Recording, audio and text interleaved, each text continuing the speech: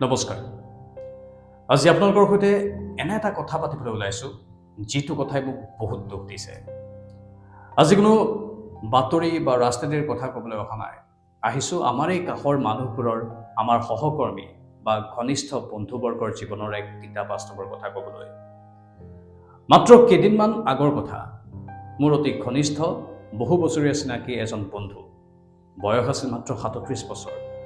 মাত্ৰ ৩ বছৰ আগতেহে তেওঁ বিবাহপাশত আবদ্ধ হৈছিল আৰু আজি তেওঁৰ পত্নী ৩ মাহৰ অন্তঃসত্ত্বা।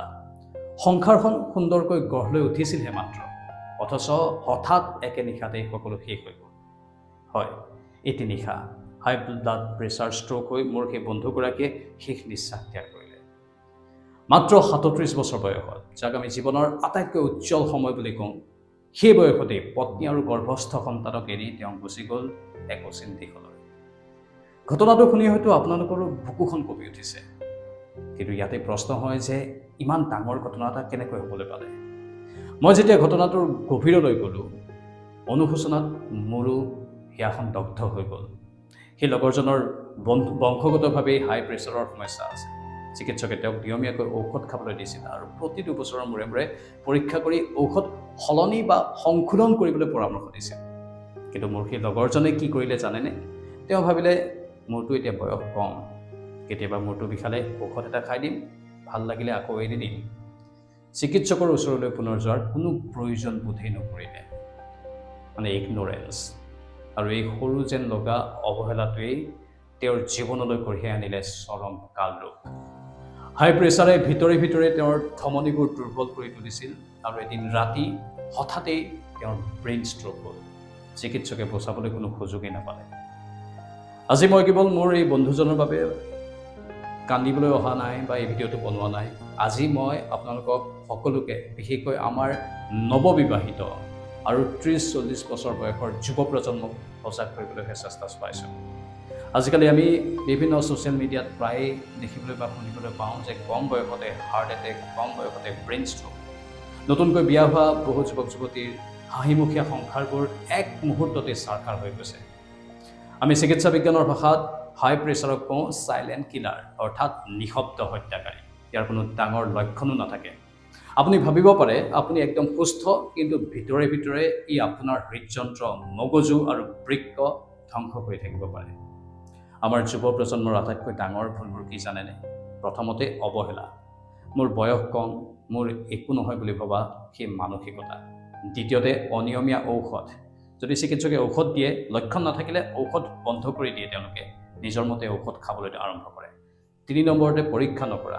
ডাক্তৰে 2 বছৰ বা 6 মাহৰ মূৰে মূৰে চেকআপ কৰিবলৈ ক'লে তাক গুৰুত্ব নিদিয়ে। অস্বাস্থ্যকৰ জীৱনশৈলী অন্যতম এটা কাৰণ। অত্যধিক মানসিক চাপ, নিশা দেৰিলৈকৈ সাৰে থকা, ফাষ্টফুড আৰু কেঁচা নিমখ বেছিকৈ খোৱা, অথবা ড্ৰিংক কৰা বা চিগাৰেট খোৱা। তেন্তে ইয়াৰ পৰা হাত সৰাৰ উপায় কি? যদি আপোনাৰ বা আপোনাৰ পৰিয়ালৰ কাৰোবাৰ হাই প্ৰেছাৰ আছে, তেন্তে আজিৰে পৰাই এইকেইটা কথা মনত ৰাখক। ১ নম্বৰ, নিয়মীয়াকৈ প্ৰেছাৰ পৰীক্ষা কৰক। ৩০ বছৰৰ ওপৰৰ প্ৰতিগৰাকী ব্যক্তিয়ে মাহত অন্ততঃ এবাৰ হ'লেও নিজৰ ব্লাড প্ৰেছাৰ পৰীক্ষা কৰা উচিত। চিকিৎসকৰ পৰামৰ্শ অবিহনে ঔষধ বন্ধ নকৰিব। যদি চিকিৎসকে আপোনাক প্ৰেছাৰৰ ঔষধ দিছে, তেন্তে নিজৰ মন গ'ল বুলিয়েই ঔষধ বন্ধ নকৰিব।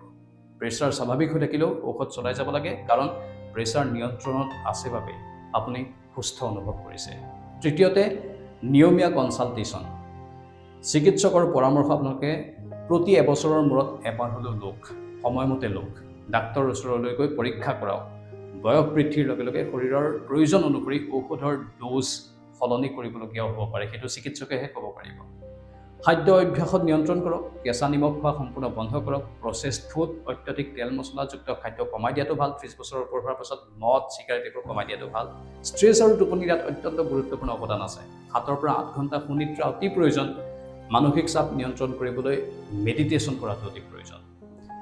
মোৰ লগৰজনে যি ভুল কৰিলে, সেই ভুল যেন আৰু কোনোৱেও নকৰে। মাত্ৰ 3 মাহৰ গৰ্ভৱতী সেই পত্নী আৰু তেওঁৰ জন্ম হ'বলগীয়া সন্তানটোৰ কথা ভাবিলে আজিও বুকুখন ফাটি যায়।